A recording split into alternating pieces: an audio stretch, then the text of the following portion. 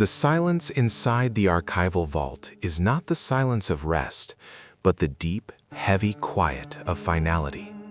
The sound of investigations that have exhausted every avenue, every theory, and every living witness. Here, under the low hum of dehumidifiers and the spectral glow of fluorescent lights, rest hundreds of thousands of pages bound in manila folders, secured with fraying, tired string, chronicling decades of tireless effort that concluded only in uncertainty. These documents detail the journeys of highly specialized teams, forensic pathologists, deep-sea acousticians, linguists, and military analysts, all of whom pushed the boundaries of known science only to strike an impenetrable, unyielding wall of the unknown. Our journey begins not in the dust of history, but in the relentless brine and spray of the mid-Atlantic, where the transport vessel, the Odyssey, was discovered. When the Naval Patrol located the Odyssey, she was listing gently, caught in a lazy swell far outside her designated shipping lane. Her paint, weathered by years of sun and salt, bore stripes of rust that bled down the hull like dried tears. Yet structurally, the vessel was sound. There was no sign of distress, no splintered wood from impact, and no evident mechanical failure. She sailed as a perfect, melancholy ghost ship, her automated running lights dutifully blinking against the encroaching dusk. The boarding team immediately recognized the unsettling nature of the scene. The deck was meticulous, ropes were coiled and hung correctly, the anchor was properly stowed, and the brass fixtures were polished to a dull shine. There was no evidence of sudden catastrophe or struggle. The initial report noted the atmosphere as one of stasis, a suspended moment just before a normal continuation of life. Inside the galley, this eerie preservation was profoundly apparent. A meal was half prepared. Slices of onion and potato lay arranged on a cutting board next to a recently opened tin of conserved meat. The stove was cold, yet a mug, half full of what analysis later confirmed was stale, lukewarm coffee, sat near the captain's log station. The log itself was open, the final entry recorded with neat, firm handwriting, detailing the vessel's position, speed, and standard weather conditions. A log entry that terminated mid-sentence, concluding simply with the notation of a cloud formation, the ink drying unevenly where the pen had apparently been laid down quickly. Investigators meticulously cataloged every item, searching for the clue that would explain the total disappearance of the 8-person crew. The radio room yielded nothing. The emergency beacon was still sealed in its casing, and the communication logs showed only routine transmissions that ceased abruptly, without any SOS or distress signal. All personal effects, including wallets, identification papers, and beloved photographs, were found neatly tucked into cabins. Even the emergency life rafts were secured in their storage cradles, intact and fully provisioned. It was as if the crew had simply stepped off the edge of the world, while the vessel continued its lonely passage. Forensic teams spent weeks aboard, attempting to find microscopic evidence of a struggle with intruders or environmental toxins. Air samples were analyzed for noxious gas residue. Every horizontal surface was dusted for anomalous fingerprints. The conclusions were unanimous. No external force had breached the ship's integrity, no internal conflict had erupted, and no known biological or chemical agent could cause 8 seasoned sailors to vanish simultaneously, without even rattling the coffee mug on the table. The only sound left aboard the Odyssey was the unsettling, rhythmic trip of condensation in the machinery space, and the deep, mournful groan of the hull flexing against the endless, churning expanse of the ocean. Theories piled up, thick as barnacles on the untouched hull. Spontaneous human combustion, rejected instantly. Abduction by hostile forces, no evidence of struggle or physical restraint. Or some unknown meteorological event. Ultimately, the investigation closed with the Odyssey's case files categorized as total, immediate, and inexplicable evacuation. The ship itself, once towed to a secure naval yard, sits as a floating monument to absolute vacancy, a mystery defined not by what was found, but by the totality of what was missing. The investigation shifts abruptly from the claustrophobic dampness of a maritime hull to the desolate, arid expanse of the South American scrublands. A landscape of punishing sun, abrasive dust, and silence so profound it seems to absorb all sound. It is here, on a remote, high plateau in the early 1900s, that the celebrated geological expedition led by Dr. Elara Vance vanished. Dr. Vance, a formidable figure in her field, had led a team of 6 researchers into the region, driven by rumors of unusual mineral deposits and unique geological strata. Communications, sparse even for the era, ceased entirely on August 14, 1907.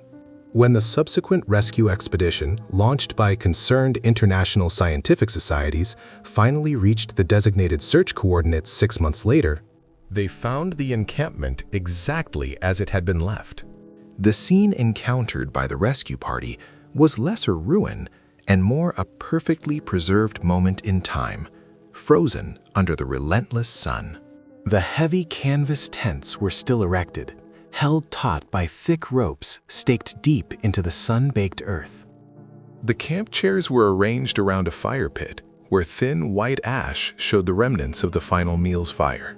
Cooking utensils, including a heavy cast-iron skillet and tin plates, had been scrubbed clean and stacked neatly beside the field kitchen unit. The entire perimeter suggested a temporary absence, perhaps a short day trip, not a permanent abandonment or catastrophe. The investigative focus immediately zeroed in on the scientific equipment. Dr. Vance's portable surveying transit was set up on a low tripod, its lens still aimed toward a distant, jagged peak. Geological hammers and chisels were neatly laid out on a tarpaulin, next to specimen bags ready for collection. Most unsettlingly, the portable library, a dozen heavy scientific volumes, was stacked meticulously within the main tent, each volume positioned precisely by height and subject. The only indicators of the long passage of time were the bleached color of the canvas and a fine, pervasive layer of reddish dust that had settled evenly over every exposed surface. There were no signs of a struggle, no blood, no defensive posturing. The expedition's valuable supplies, including rifles, ammunition, and stores of gold for local trade, were untouched. This eliminated theories of banditry or confrontation with aggressive indigenous groups. The most critical and cryptic piece of evidence was found nestled inside Dr. Vance's personal satchel, which lay next to her sleeping cot. It was not a journal entry or a letter, but a small, uneven fragment of black obsidian, volcanic glass, smooth and cold to the touch. The surface of the obsidian, reflecting the sharp desert light, was deeply etched with a series of symbols. These were not the characters of any known language or dialect. They appeared crude, yet deliberately executed. The etching formed a partial map, dominated by angular lines that spiraled toward a central point, punctuated by several dots surrounded by concentric circles. Decades of analysis have failed to decrypt this obsidian fragment. Cartographers found that the map did not correspond to any known geographical features of the region, or indeed the continent. Linguists and cryptographers examined the symbols, attempting to link them to ancient Andean script or lost Incan dialects. But the consensus was that the symbols lacked the structure of human language. They were geometrically precise, almost mathematical in their arrangement, defying attempts to categorize them as linguistic or purely decorative.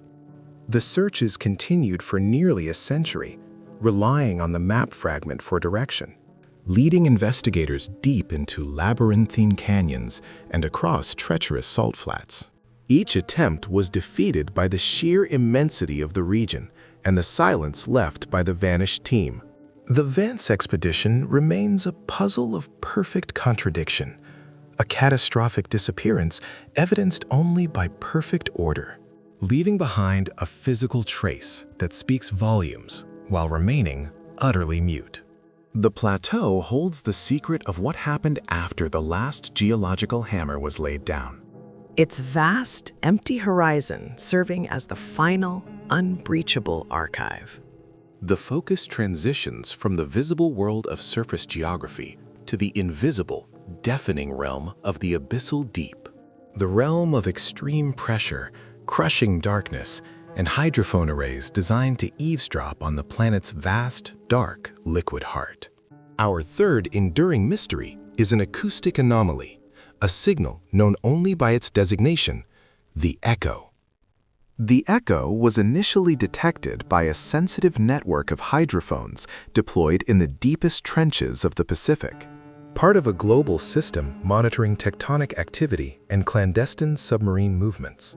For these systems, the daily background noise is a chaotic symphony of whale songs, distant ship propellers, volcanic rumbles, and the hiss of deep-sea vents. Investigators are trained to identify and categorize all known biological and geological sources. On a particular morning in the late 1990s, the instruments registered an event that immediately defied categorization. The signal was a singular, powerful burst of extremely low-frequency sound, lasting approximately 4.5 seconds. The spectral analysis of the echo showed a tight, rhythmic structure, unlike the chaotic rumble of an earthquake or the drawn-out moans of a baleen whale. Its power output was staggering, calculated to be many orders of magnitude greater than any known naturally occurring marine phenomenon.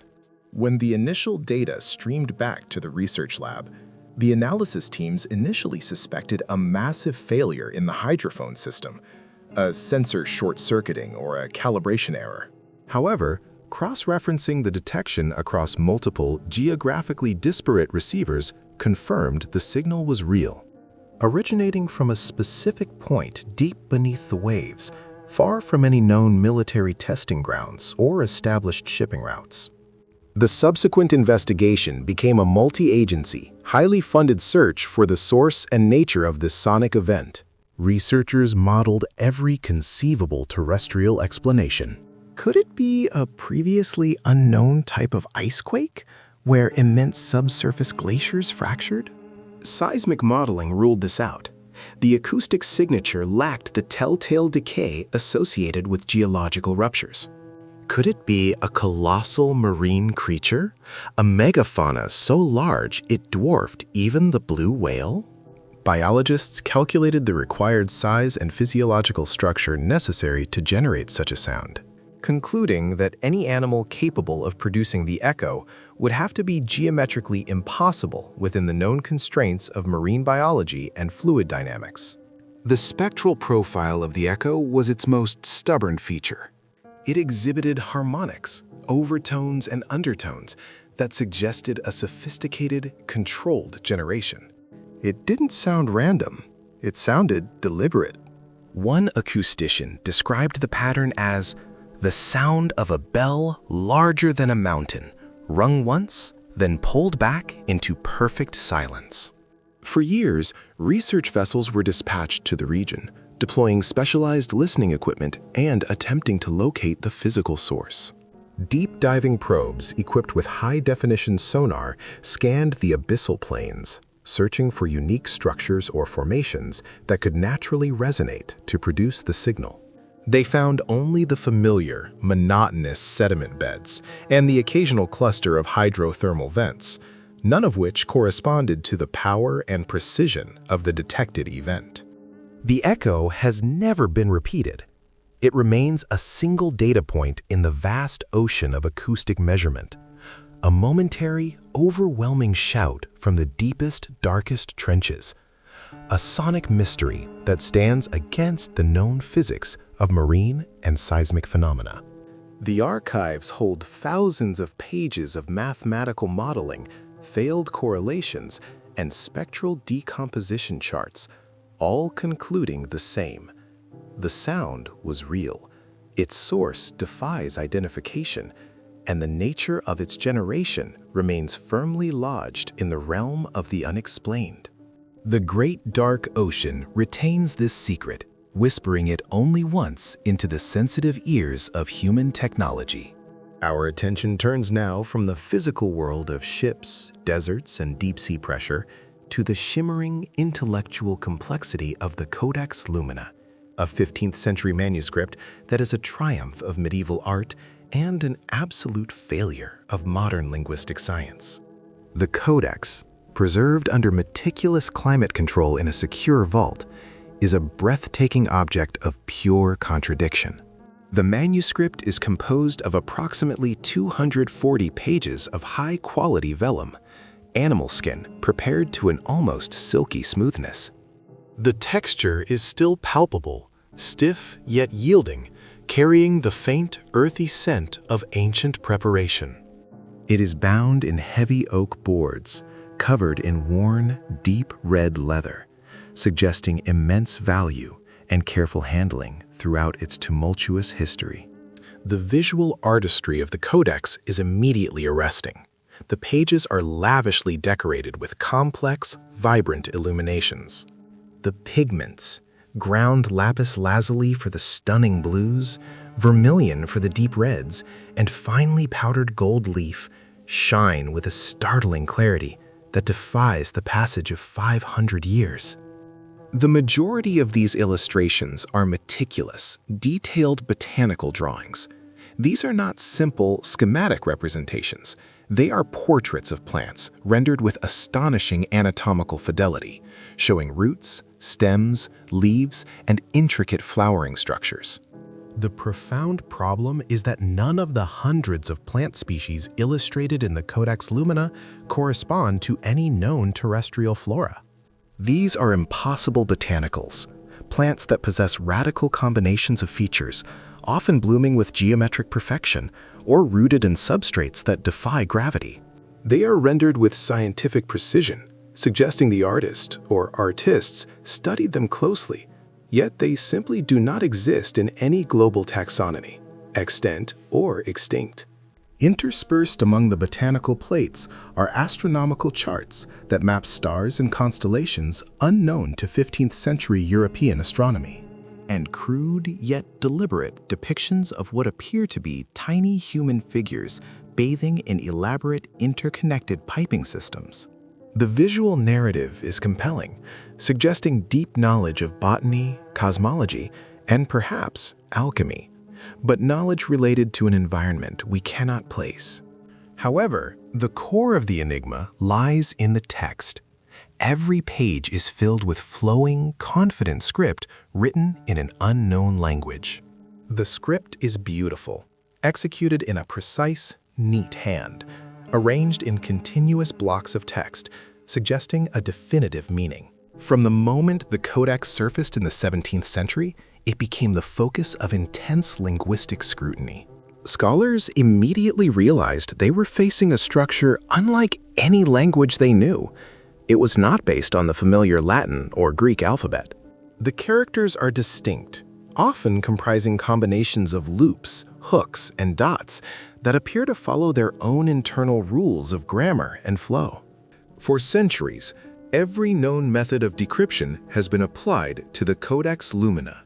Cryptographers have employed frequency analysis, attempting to identify the most commonly recurring characters that might represent vowels or common consonants, a technique that successfully unlocked many historical ciphers. In the Codex, the frequency distribution is curiously flat. There is no clear repetition pattern that suggests a standard phonetic alphabet. Computational linguists, using algorithms that compare the script structure to thousands of known languages and theoretical linguistic models, have failed to match it to anything. One dominant theory suggests the Codex is a carefully constructed hoax, a beautiful piece of meaningless text created to deceive wealthy collectors. However, the sheer volume of text, tens of thousands of characters, and the structural consistency across the entire document suggest a genuine, underlying linguistic system, however alien. If it is a hoax of profound intellectual commitment and consistency, a system devised solely to create the illusion of language. The enduring mystery of the Codex Lumina is the perfect marriage of information and inaccessibility. It holds a universe of knowledge, the meticulous descriptions of non-existent plants, the precise maps of unknown stars, yet that knowledge is locked behind an impenetrable linguistic barrier. The manuscript is a magnificent testament to human artistic ability that has survived every investigation into its meaning, resting silent and resistant in its climate-controlled environment, awaiting a key that may not exist in the human lexicon. The final mystery takes us back to the stark discipline of military protocol, contrasted sharply with the ethereal, confounding nature of atmospheric light. This investigation centers on a series of widely documented aerial disturbances near a remote European airbase in the late 1980s, an era defined by geopolitical tension and rigid military surveillance. The airbase was situated near vast, dense pine forests, its primary mission involving radar surveillance and rapid aerial response. The incidents began subtly. Unexpected flickerings on the radar screens tracked at speeds and trajectories impossible for conventional aircraft. But the phenomena quickly escalated from instrumental readings to stark, direct visual confirmations by highly trained military personnel. The first major sighting involved a three-man observation team positioned high in a concrete watchtower overlooking the forest perimeter. Their reports, logged with chilling objectivity, detailed the appearance of aerial anomalies that were described not merely as lights, but as structures of illumination. The phenomena were typically observed just after dusk. They manifested as silent, glowing geometric shapes hovering just above the canopy of the pine trees. Witnesses described a light that was non-incandescent. It did not flicker or radiate heat, but glowed with a uniform, intense amber, or sometimes a deep, unsettling violet. The most common form was a perfect, immense triangle, whose edges were defined by lines of light so clean they appeared etched against the dark sky. Bathed in deep violet light, the vanishing triangle reformed instantaneously, manifesting a complex, slowly rotating polyhedron above the pines. The response from the military command was swift and exhaustive. The region was placed under continuous, high-intensity surveillance. Optical tracking systems, night vision equipment, and specialized photographic plates were deployed. Every observation was correlated with radar data, meteorological records, and conventional flight plans. The evidence gathered was compelling, but contradictory. Pilots scrambled for interception, reported that as they approached the target coordinates, the anomalies would either accelerate away at impossible velocities or simply cease to exist, vanishing without a residual trace of heat, exhaust, or sonic boom. Under the low red light of his post, the soldier peers intensely into the cosmic expanse, scanning the black abyss for any sign of movement. The movement was characterized by immediate shifts in direction and velocity, defying the known inertia of physics. The forensic analysis of the visual evidence focused heavily on eliminating hoaxes, natural phenomena, and misidentifications. Ball lightning was ruled out due to the persistent geometric shape. Atmospheric refraction of ground light was dismissed because the observed light source was clearly distinct and self-contained, often moving against known wind patterns. The detailed, overlapping reports from multiple trained military personnel, observers accustomed to identifying every type of aircraft in atmospheric condition, lent immense credence to the sheer impossibility of the sightings. The military inquiry spanned over 2 years, generating thousands of photographs, radar tapes, and debriefing transcripts. The analysis teams attempted to build physical models to explain how a large, high-mass object could execute the observed movements. All models failed. The objects, if they possessed physical mass, should have created massive sonic disturbance and required energy levels far exceeding any technology known to the observing nations. If they were merely atmospheric effects, they lacked the structural consistency and geometric precision repeatedly observed. The final classification of the military findings became the definition of the enduring mystery. The file was archived under the designation Unexplained Aerial Phenomena, a bureaucratic term that masks the utter intellectual surrender of the investigators. The geometric light over the dense pine forests stands as a stark visual reminder that even when documented meticulously by advanced technology and witnessed by objective, highly trained observers, Some occurrences resist all attempts to fit them into the rigid framework of established scientific law. These 5 chronicles, the silent departure from the deck of the Odyssey, the perfectly preserved campsite of Dr. Vance, the singular sonic signature of the Echo, the impenetrable language of the Codex Lumina, and the cold, geometric light over the European airbase, are linked not by subject, but by outcome. They represent the complete expenditure of human investigative capacity. In each case, exhaustive analysis reached a perfect, unmoving boundary.